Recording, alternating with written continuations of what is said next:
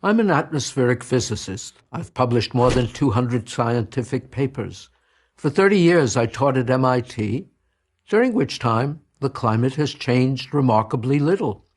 But the cry of global warming has grown ever more shrill.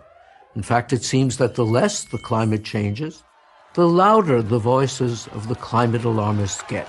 So let's clear the air and create a more accurate picture of where we really stand on the issue of global warming, or, as it is now called, climate change. There are basically three groups of people dealing with this issue. Groups 1 and 2 are scientists.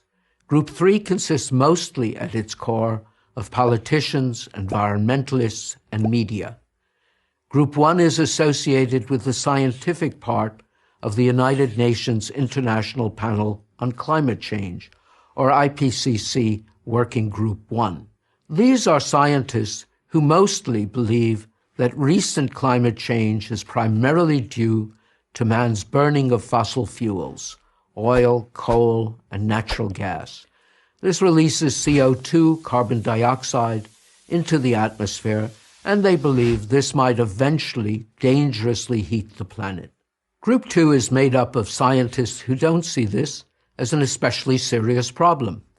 This is the group I belong to. We're usually referred to as skeptics.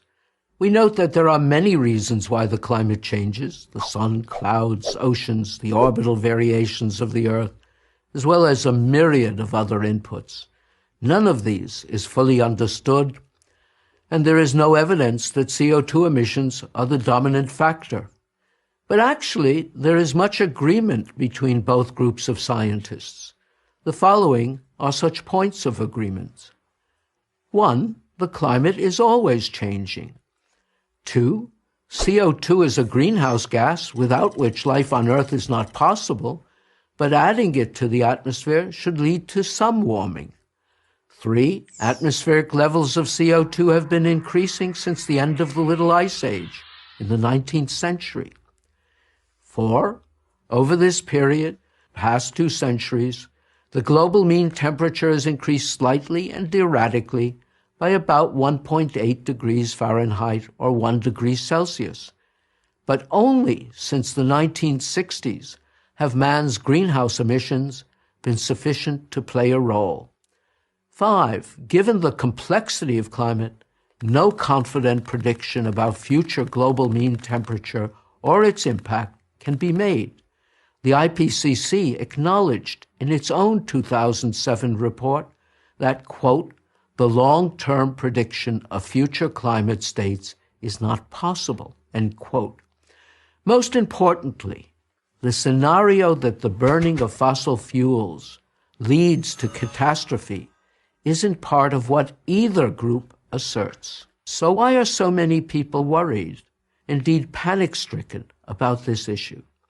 Here's where Group 3 comes in: the politicians, environmentalists, and media.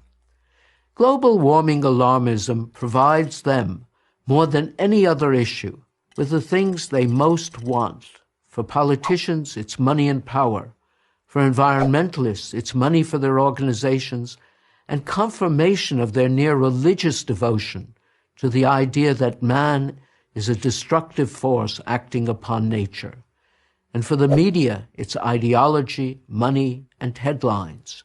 Doomsday scenarios sell.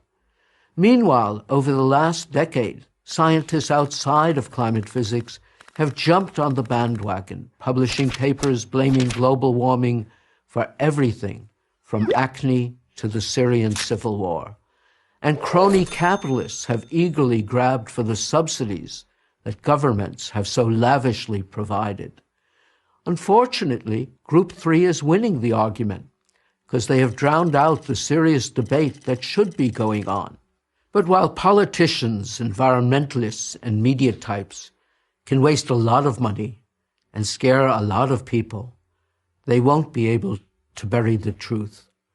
The climate will have the final word on that.